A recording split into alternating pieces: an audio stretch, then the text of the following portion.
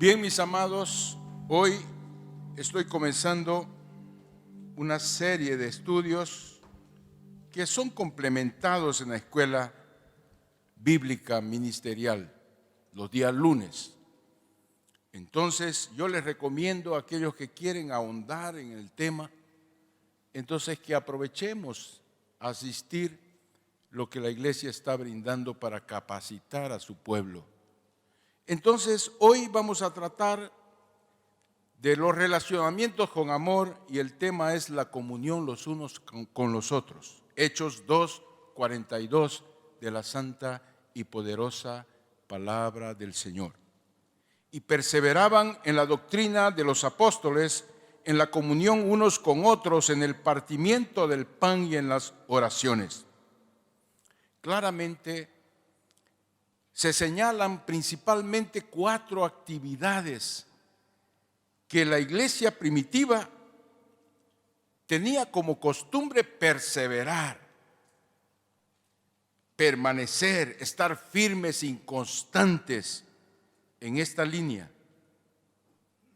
No eran que lo hacían ocasionalmente o cuando sentían un grado de espiritualidad, entonces vamos a hacer esto. No, era rutina, era parte del mover de la iglesia primitiva.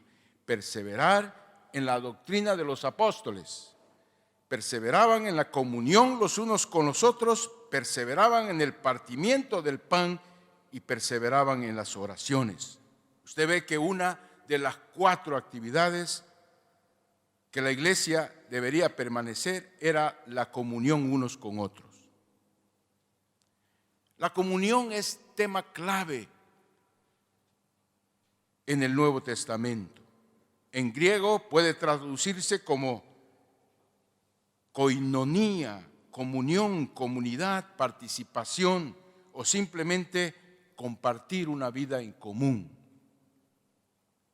Koinonía tiene 2 dimensiones básicas, una con Dios y la otra con el hombre. Y la comunión bíblica auténtica comienza con la comunión con Dios, un Dios bueno, misericordioso, longánimo, tardo para la ira, pero un Dios santo, santo y santo. Entonces, primera de Juan 1:3 dice: lo que hemos visto y oído, esto os anunciamos para que también vosotros tengáis comunión con nosotros, y con nuestra comunión verdadera es con el Padre, con su Hijo Jesucristo. Entonces, aquellos que eran creyentes, cristianos, seguidores del Señor Jesucristo, estaban juntos, tenían ese aspecto de unidad muy importante y tenían en común las cosas. Entonces quiere decir que si alguno tenía necesidad, el otro lo suplía. Lamentablemente hace pocos días recibí una noticia triste de un hermano que está sin trabajo más de 6 meses. Y me dijo: pastor, en este tiempo he pasado necesidad. Algún día no tuve que comer. Qué tremendo, hermano. Eso muestra la falla que hay en la iglesia, y no solamente de la iglesia, sino también de sus líderes, porque de cierta manera el no enterarse de esas cosas es un gran error, que demanda entonces nosotros despertar a esa necesidad de realmente vivir un verdadero evangelio. Imagínense, dice Hechos 2:44-45, todos los que habían creído estaban juntos y tenían en común todas las cosas, y vendían sus propiedades y sus bienes y lo repartían a todos según la necesidad de cada uno. Wow, ¿esto qué quiere decir? Que realmente la iglesia se preocupaba con el necesitado, al punto de vender sus propiedades. Entonces, mis amados, la koinonía vertical está cimentada en la comunión con Dios. ¿Sabe? el pueblo cristiano tiene que aprender a tener intimidad con Dios. Y eso lo puede tener solamente a través de la oración, la lectura bíblica y la asistencia a la iglesia y el ser cuidado por alguna persona que tiene un grado de madurez mayor. Quien no hace eso corre el riesgo de ser simplemente un religioso. 2 Corintios 13:14 dice: la gracia del Señor Jesucristo, el amor de Dios y la comunión del Espíritu Santo sean con todos vosotros. La comunión con Dios es simplemente el hecho de compartir con Dios por medio de su poder, de su gracia, de su bondad y también de sus promesas. Eso viene de la parte del Señor. Pero lo nuestro, nuestra necesidad de tener un Padre que está dispuesto a escucharnos, que está dispuesto a tendernos la mano. ¿Sabe, mis amados? Nosotros podemos ser partícipes de su naturaleza divina, siendo débiles, humanos, falibles. Segunda de Pedro, capítulo 1, versículos 3 y 4 dice: como todas las cosas que pertenecen a la vida y a la piedad, nos han sido dadas por su divino poder mediante el conocimiento de aquel que nos llamó por su gloria y excelencia, por medio de las cuales nos ha dado preciosas y grandísimas promesas, para que por ella llegáis a ser participantes de la naturaleza divina, habiendo huido de la corrupción que hay en el mundo a causa de la concupiscencia. Bien, la comunión vertical es con Dios, pero la comunión horizontal, después de tener esa comunión con Dios, nos conduce a la comunión con nuestro hermano. La ruptura de la comunión con nuestros hermanos nos excluye de la comunión con Dios. Yo no puedo tener un malestar con mi hermano. Mi hermano, si tiene algo contra mí, yo no puedo estar bien con Dios. Es mentira. Somos hipócritas. Entonces, Dios quiere que arreglemos las cosas con nuestros hermanos. Si usted ha sido ofendido, si ha sido maltratado, entonces tiene que hablar de sus sentimientos, mostrar cómo usted está herido para que sea sanado. Entonces, dice Primera de Juan 1:6, si decimos que tenemos comunión con Él y andamos en tinieblas, mentimos y no practicamos la verdad. Yo quiero esclarecer que andar en tinieblas es andar mal con el hermano, porque el que aborrece a su hermano está en tinieblas y no sabe por dónde camina, porque las tinieblas le han cegado los ojos. Entonces dice Primera de Juan 2:8-11, sin embargo, os escribo un mandamiento nuevo que es verdadero en Él y en vosotros, porque las tinieblas van pasando y la luz verdadera ya alumbra. El que dice que está en la luz y aborrece a su hermano está todavía en tinieblas, y el que ama a su hermano permanece en la luz y en él no hay tropiezo.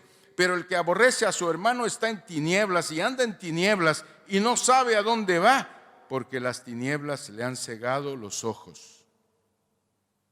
Entonces, si decimos que amamos a Dios y aborrecemos a nuestro hermano, somos mentirosos. Primera Juan 4:20. Si alguno dice yo amo a Dios y aborrece a su hermano, es mentiroso. Pues el que no ama a su hermano a quien ha visto, ¿cómo puede amar a Dios a quien no ha visto? Entonces, es por eso que cuando participamos de la Santa Cena, insistentemente estamos preguntando de nuestra relación vertical y nuestra relación horizontal, porque cualquier falla en ese sentido nos excluye de la comunión con Dios y con nuestros hermanos. 1 Corintios 10, 16, 17, dice: la copa de bendición que bendecimos no es la comunión de la sangre de Cristo, y el pan que partimos no es la comunión del cuerpo de Cristo. Siendo uno solo el pan, nosotros con ser muchos somos un cuerpo, pues todos participamos de aquel mismo pan.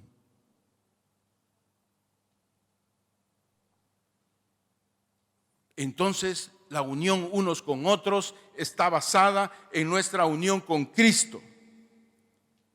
Entonces, los primeros cristianos eran una sociedad de gente que cooperaban los unos con los otros, que vivían una vida en común. Entonces, Hechos 2, 45, 47, dice así la palabra de Dios: y vendían sus propiedades y sus bienes y los repartían a todos según la necesidad de cada uno, y perseverando unánimes cada día en el templo y partiendo el pan en las casas, comían juntos con alegría y sencillez de corazón, alabando a Dios y teniendo a favor todo el pueblo. Y el Señor añadía cada día a la iglesia los que habían de ser salvos. Entonces, la iglesia no solamente necesita de tener metas, objetivos de alcanzar. Estas metas y objetivos sí son necesarias, y todo año tenemos que hacer eso. Pero la iglesia es un organismo vivo que necesita de coinonía y no solamente de metas. San Juan 17, 21 dice: para que todos sean uno, como tú, oh Padre, en mí y yo en ti, que también ellos sean uno en nosotros, para que el mundo crea que tú me enviaste. Es por eso que nosotros insistimos para la gente que no tiene ministerio, que no está trabajando: no venga solo los domingos, participe de la pequeña familia, donde usted va entonces tener una oportunidad para experimentar la coinonía, el partir, en compartir, en orar con los hermanos, en relacionarse. ¿Sabe? Es importante la revelación que debemos tener como cuerpo de Cristo. El cuerpo de Cristo tiene muchos miembros, pero esos miembros no están separados, están unidos.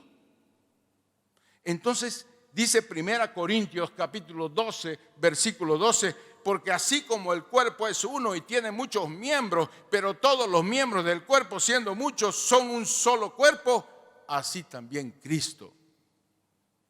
Pero yo quiero decirle que si el diablo tiene un objetivo muy especial, es minar la comunión y la unidad de la iglesia.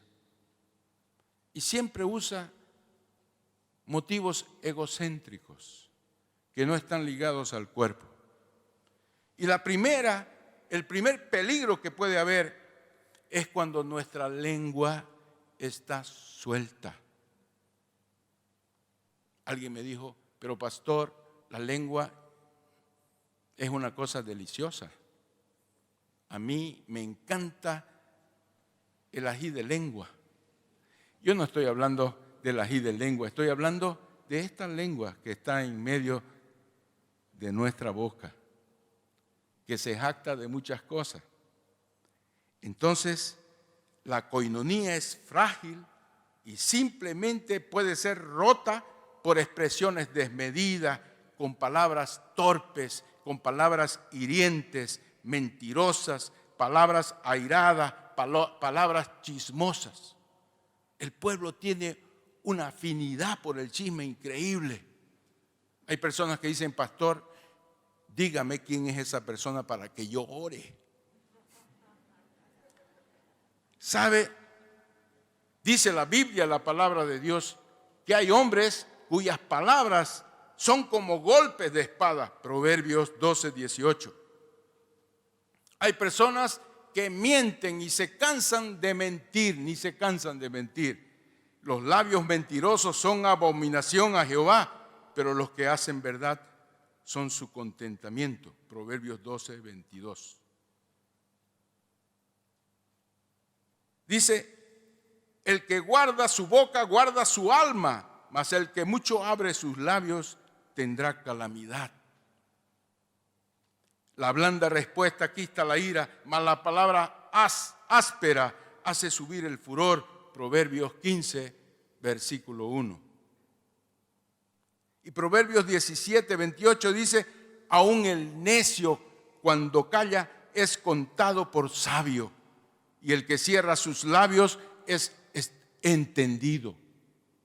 Qué tremendo. El apóstol Santiago habla sobre este tema y dice que la lengua es tan pequeña que en comparación con todos los animales, aves y todo lo que existe en la tierra que ha sido adiestrado, domado por el hombre, la lengua ningún humano puede domarla a no ser con la ayuda del Espíritu Santo. Y dice la Biblia que puede encender todo un cuerpo, toda una iglesia. La arma principal que tiene Satanás para destruir las relaciones es la murmuración, es el dime que te diré, es el pequi pepequi. Entonces dice Santiago 3, versículos 5 y 9. Así también la lengua es un miembro pequeño, pero se jacta de grandes cosas. He aquí cuán grande bosque enciende un pequeño fuego, y la lengua es un fuego, un mundo de maldad. La lengua está puesta entre nuestros miembros y contamina todo el cuerpo e inflama la rueda de la creación, y ella misma es inflamada por el infierno. Porque toda naturaleza de bestias y de aves y de serpientes y de seres del mar se doma y ha sido domada por la naturaleza humana, pero ningún hombre puede domar la lengua, que es un mal que no puede ser refrenado, llena de veneno mortal. Con ella bendecimos al Dios y Padre, y con ella maldecimos a los hombres que están hechos a la semejanza de Dios. Hermanos, no acepte chisme. Si alguien está hablando mal, aconséjele. Si tienes algo contra tu hermano, ve y habla con tu hermano. Ni lo escuche. Y si usted quiere bien a su hermano, no venga, ¿sabes qué? Esto dijo fulano. Usted está siendo un instrumento de Satanás al transmitir el chisme. No es el método cristiano ese. El consejo es: hermano, ¿tiene algo contra su hermano? Vaya, trate ese asunto. Y si usted tiene algo o el hermano tiene algo contra usted, búsquelo, aclare por qué está así su hermano. Pasó trompeta y no me saludó. Yo pensé que era distraído, así como el pastor Rolando, que a veces no ve a nadie. Dice, no, es porque está de mala, me torció la cara, pastor. Vaya, pregúntele qué es lo que pasa. Hay otro peligro grande en la comunión los unos con los otros, y es la crítica, el juzgamiento. No hay tiempo en este tiempo para criticar. Una actitud crítica y condenatoria siempre rompe la comunión. No debemos juzgar a los demás. El Señor dice: antes de juzgar, mira la paja que hay en tu ojo, porque si no la ves, se va a volver una viga antes de ver la paja del ojo de tu hermano. No juzgues para no ser juzgado, porque con la medida que tú midas, te medirán. Mateo 7, 1, 5. No juzguéis para que no seáis juzgados, porque con el juicio con que juzgáis seréis juzgados, y con la medida que medís os será medido. ¿Y por qué miras la paja que está en el ojo de tu hermano y no echas de ver la viga que está en tu propio ojo? ¿Y cómo dirás a tu hermano: déjame sacar la paja de tu ojo y aquí la viga en el ojo tuyo? Hipócrita, saca primero la viga de tu propio ojo y entonces verás bien para sacar la paja del ojo de tu hermano. ¿Sabe, mi amado hermano? Si tenemos que exhortar a alguien, hagámoslo con amor. Y eso va a traer beneficio. Porque la exhortación es bíblica y es un acto de amor, de preocupación por su hermano. Ayúdelo a resolver sus conflictos, sus problemas, que así no va a tener justificativa, decir: no me quieren, no me aman. me tienen envidia. No, hermano. Hay que resolver los asuntos de la iglesia. La iglesia del Señor es santa. Otro asunto, hermano, quiero decirle que muchas veces el Señor nos da discernimiento hasta de espíritu. Yo recuerdo que algún tiempo atrás yo sabía que podía entender la mentalidad de alguna persona y decía, perdóname Dios por juzgar a mi hermano con mi mente. No, muchas veces el Señor te da discernimiento para tocar la puerta del corazón de tu hermano y exhortarlo como hermano, como padre. Colosenses 3, versículo 13, 16, soportándoos unos a otros y perdonándoos unos a otros si alguno tuviere queja contra otro, de manera que Cristo os perdonó, así también hacedlo vosotros. La palabra de Cristo more en abundancia en vosotros, enseñándoos y exhortándoos unos a otros en toda sabiduría, cantando con gracia en nuestros corazones al Señor con salmos, himnos y cánticos espirituales. Quiere decir, cuando hay una sección donde el Espíritu Santo está dirigiendo, mismo que haya exhortación, mismo que haya, vamos a decir, el descubrir las cosas malas que están en nuestro hermano, debe acabar con alabanza, con adoración y con el Espíritu Santo venciendo las dificultades.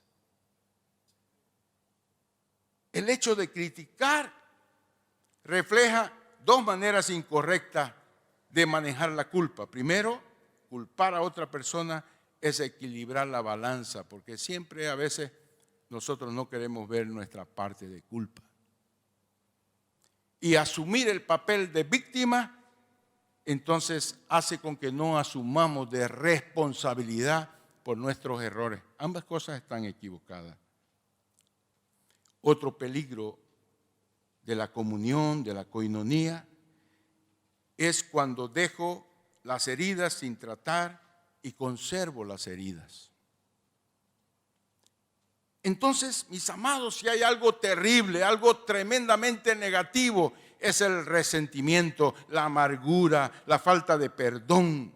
Inclusive la Biblia, la palabra de Dios, dice que alguno puede perder la gracia por causa de esto. Pero pastor, la gracia es un don gratuito, no se pierde. Eso es lo que usted dice. Pero la palabra de Dios dice, Hebreos 12:15, mirad bien, no sea que alguno deje de alcanzar la gracia de Dios, que brotando alguna raíz de amargura os estorbe y por ella muchos sean contaminados. El resentimiento, ¿sabe?, no solo daña la comunión, sino también produce hasta enfermedades en su vida. La rabia, el rencor, no hace nada a la persona que usted odia, pero sí le hace mal a usted. Hay personas que se deprimen, que tienen dolor diseminado de los huesos.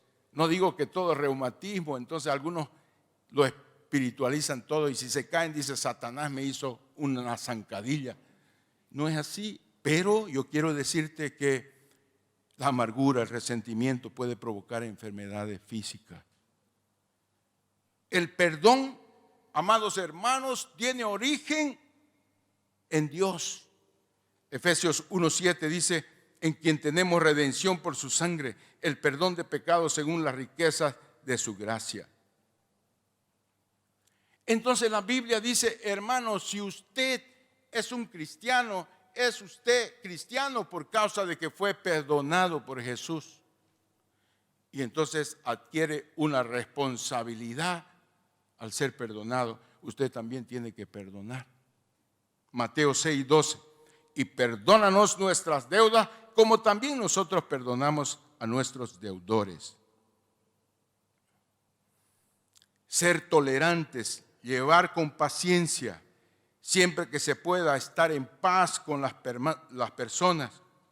Entonces, el simple hecho de no tener pleitos entre hermanos es una virtud, es algo grande, poderoso, porque muestra que Dios está con su vida.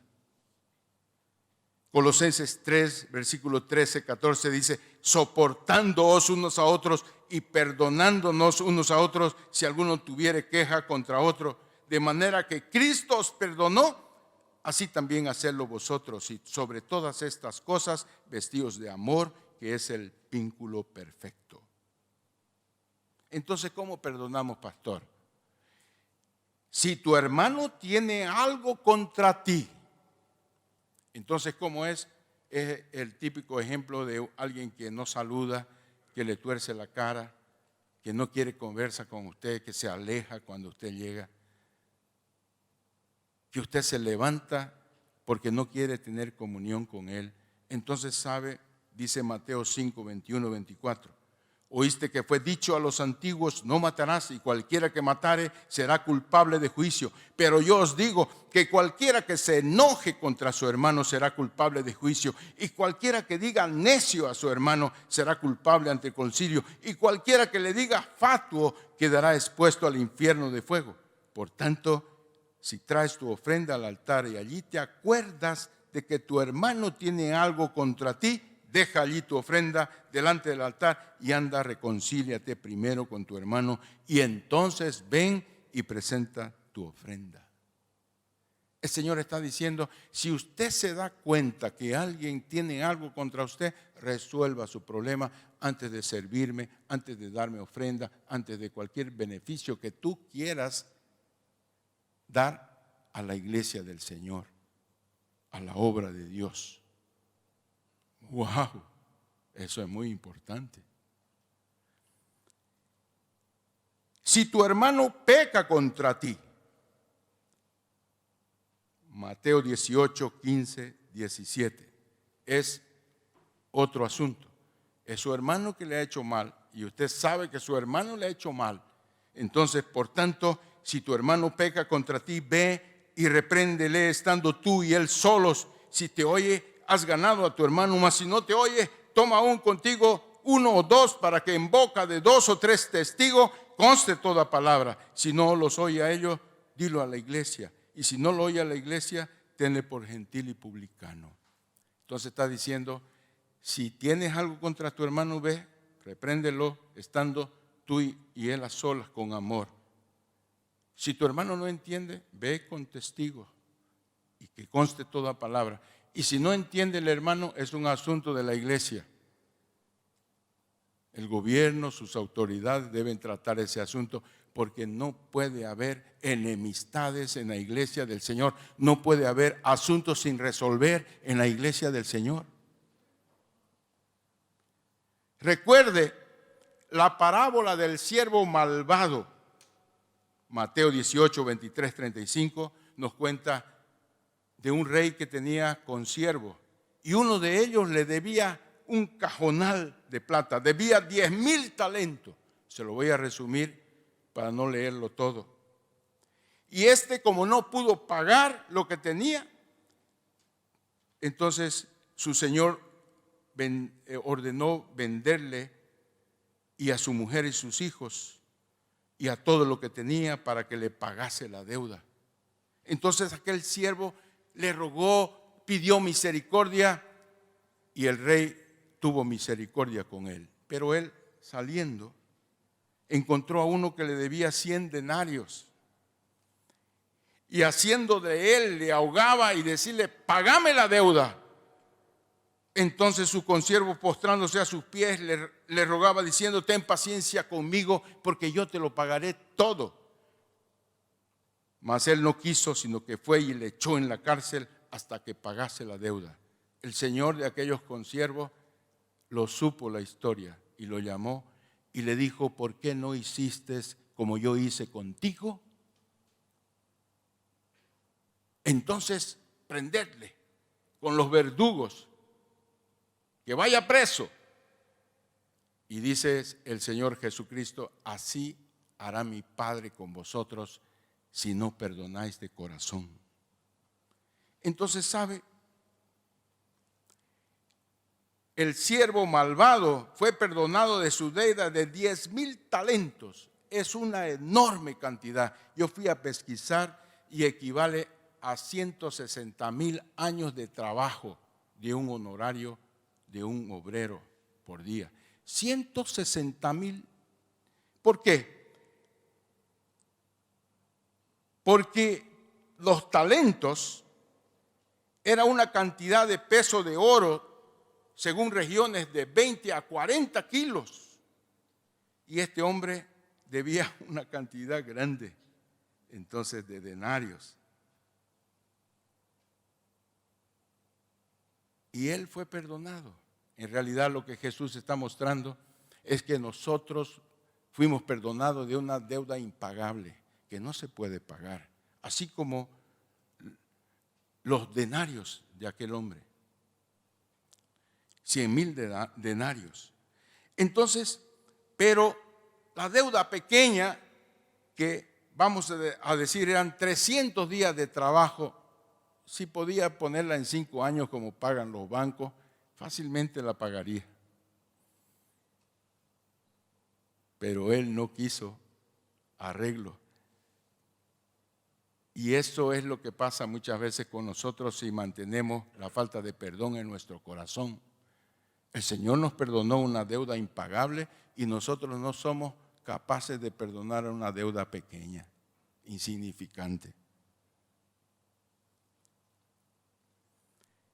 ¿Saben, mis amados? Entonces, como pueblo, estamos comenzando una nueva etapa. ¿A qué se refiere eso? Vamos a evitar que en la iglesia haya personas con problemas. Vamos a ayudar al pueblo a resolver sus problemas.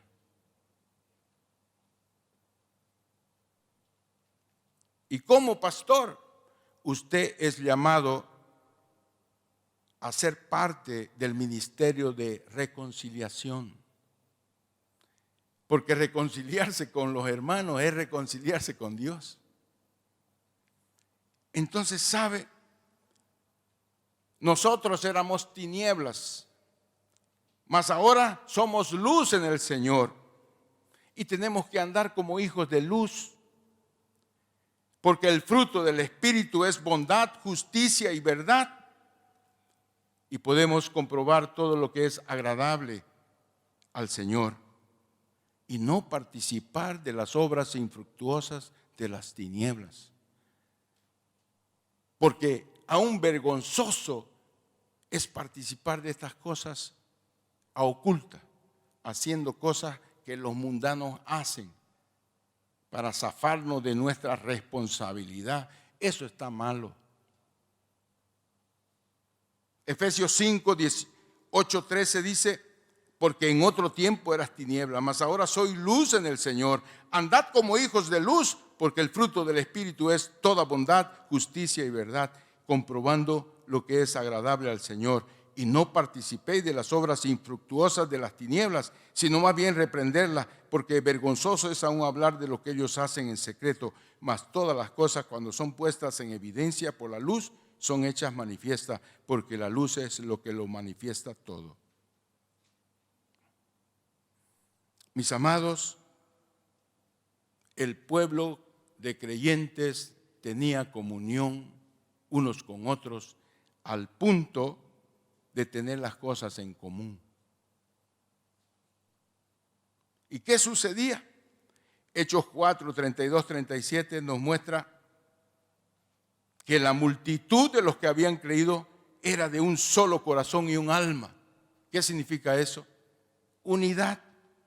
Y ninguno decía ser suyo propio nada de lo que poseía, sino que tenían todas las cosas en común y daban testimonio de la resurrección del Señor Jesucristo y de la abundancia gracia entre ellos.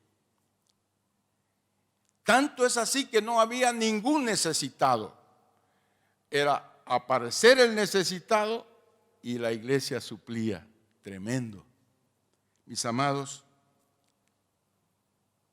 hoy tenemos que hacer un compromiso de coinonía. Y ese compromiso de coinonía, mis amados, está relacionado con 4 puntos. El primero habla de nuestras actitudes y acciones. No hacer nada contra su hermano que lo perjudique, que lo haga sentirse mal. Que lo mire a usted y diga, este es un falso profeta, un falso siervo de Dios, engañador, mentiroso. Hermanos amados, no hagamos nada contra nuestro hermano que pueda herir, machucar. La segunda cosa de ese compromiso es no hablar mal de nadie, más bien defenderlo, no defender lo malo, haciendo que arregle las cosas, que se ponga en evidencia con el Señor, que el Señor lo puede todo. El Señor puede interceder por sus hijos. Y Él ama inclusive al que está desviado del camino de la verdad, porque Él ama a sus hijos. Entonces, mis amados, la segunda cosa, cuide su lengua. Cuide de no hablar mal del prójimo. Cuide de no escuchar murmuraciones. Y la tercera cosa, hermano, es póngase a disposición del hermano, ayúdelo. Si está deprimido, vaya con él, visítelo, anímelo, dele la palabra de Dios, exhórtelo si es necesario. Si está necesitado, ayúdelo, no lo deje solo. Tiene casa, tiene familia, y hoy es por ti y mañana por mí. El mundo da vueltas y vueltas.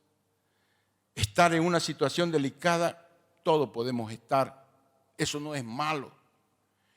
Eso sirve para que nosotros crezcamos en el Señor.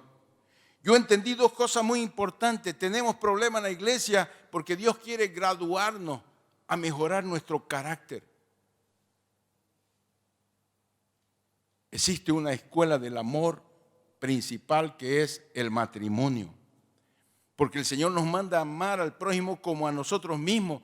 Y en el matrimonio dice, maridos, amen a vuestras mujeres, porque el que ama a su mujer, a sí mismo se ama.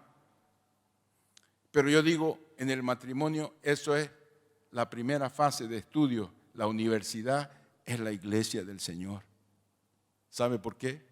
Porque en la iglesia del Señor hay varios escolióticos, torcidos. En otras palabras más modernas, hay muchas personas tóxicas. Una hermana me dijo, pastor, pero mi marido es tóxico. Yo ya no lo soporto. Hermano, aguante firme. ¿Sabe? Y no es porque usted sea esclavo, porque el Señor es vengador de todo esto. El Señor se toma el dolor si usted actúa como debe actuar. Entonces, mis amados, la última cosa que quería decirle en términos de ese pacto de coinonía, si usted puede ayudar, meta la mano a su bolsillo y dé al hermano lo que necesita. Ya sea receta, ya sea ánimo, ya sea esperanza. Porque si no, usted simplemente es un hipócrita y está lejos de la voluntad del Señor. Entonces yo no quiero que usted haga pacto de coinonía y se exprese y diga, y usted, yo no quiero hacer ese pacto porque es muy serio, me quedo sentado y todo el mundo se va a dar cuenta. Por favor, nadie se levante, porque este pacto no es una cosa obligatoria. Y yo quiero que usted sentadito incline su cabeza en cuanto yo ora, y si usted quiere hacer ese pacto, comprométase primero en no hacer daño a su hermano, cuidarse de no perjudicar a su hermano a través de actitudes y acciones. Segundo, no hablar mal de nadie y no permitir la murmuración en la casa de Dios. Sea un reconciliador. Tercero, usted esté dispuesto a ayudar con su tiempo, con sus bienes, con su dinero, porque así vivimos el verdadero evangelio. Ese verdadero evangelio no es venga, sea próspero. La unción de José, el ministerio apostólico. Yo no soy contra. Y quiero decirles que pienso que hay apóstoles en este tiempo. Y pienso que hay profetas en este tiempo. Y pienso que hay maestros, pastores en este tiempo. Pienso que hay evangelistas en este tiempo. Pero se ha hecho un negocio tremendo que ahora el apostolado es un título. Y las personas son superstar. En vez de ponerlo a Jesucristo, se ponen posando ellos como si fueran superestrellas. Hermanos amados, Dios va a pedir cuentas de su iglesia. La iglesia del Señor está corrompida. Manifestemos el amor los unos a los otros y el Espíritu Santo nos va a apoyar a crecer en servicio, en humildad, en mansedumbre, en templanza, las cosas que son fruto del Espíritu. Entonces, incline su cabeza. Padre amado, bendito Dios, tu palabra no está para aplastar a mis hermanos, está para dividir lo más profundo de nuestro ser. Es como una espada de dos filos que no produce daño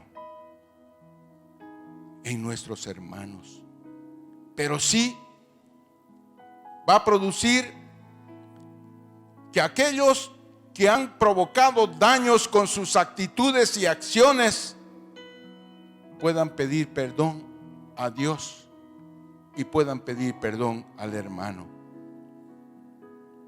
Señor, vamos a cuidar la lengua de no decir o hacer algo con la intención de lastimar, de cuidar del testimonio de nuestro hermano. Y en todas las circunstancias vamos a buscar la forma de apoyar, de ayudar, de cuidar de nuestros hermanos. Si está deprimido, yo me comprometo a animar. Si yo tengo mi hermano que necesita alguna cosa, lo compartiré con él. Y si fuera necesario, se lo daré. Mis cosas son también de mi hermano. Eso es lo más duro, porque nos aferramos a las cosas materiales. Pero Señor, ayúdanos que tu Espíritu Santo trabaje en nuestras vidas. Independientemente que yo haga el bien y mi hermano haga el mal, continuaré firme, porque el pacto lo estoy haciendo contigo. Pacto de coinonía con Dios, pacto de comunión con Dios y pacto de comunión con mis hermanos. Ahora vamos a escuchar la alabanza y usted puede ponerse de pie a adorar al Señor. Y si la palabra ha sido algo especial en su corazón, atesórela, porque es el tiempo de que Dios está levantando su iglesia. Cuando nosotros consigamos mostrar que somos uno en el Señor, entonces el mundo va a creer en aquel que fue enviado. Póngase de pie, por favor. Es necesario morir.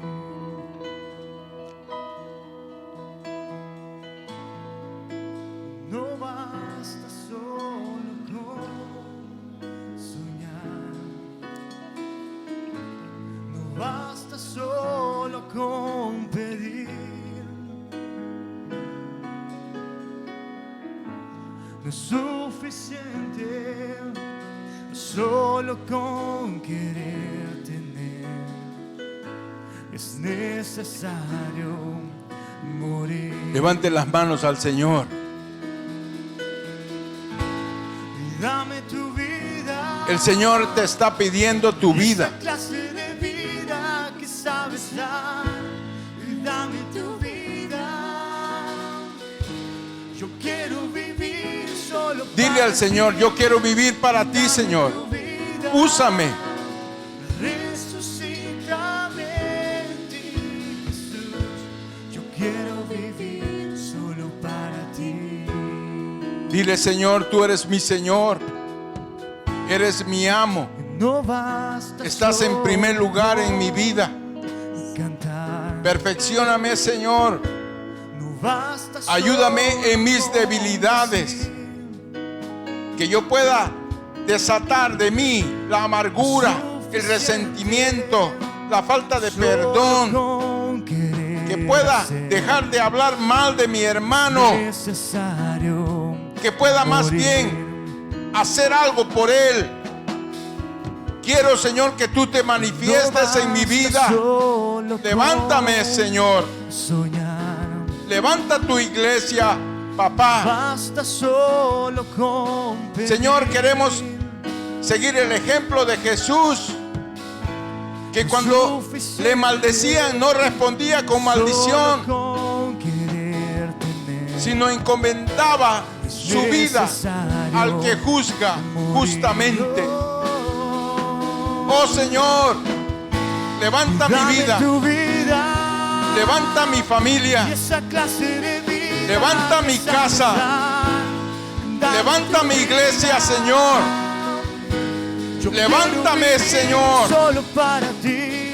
Levanta, Señor, a tu pueblo. Que tu pueblo se una, que tu pueblo manifieste tu amor, que estemos en comunión los unos con los otros. Señor amado, dame tu vida, Señor. Y esa clase de vida que sabes dar. Señor, dame tu vida. Derrámate sobre nosotros. Yo quiero que tu Espíritu Santo para ti. Fortalezca nuestra vida, nuestra alma. Y mostremos, Señor, esa comunión contigo. Queremos vivir para ti, en el nombre del Padre, del Hijo y del Espíritu Santo. Amén, amén y amén. Gloria a Dios.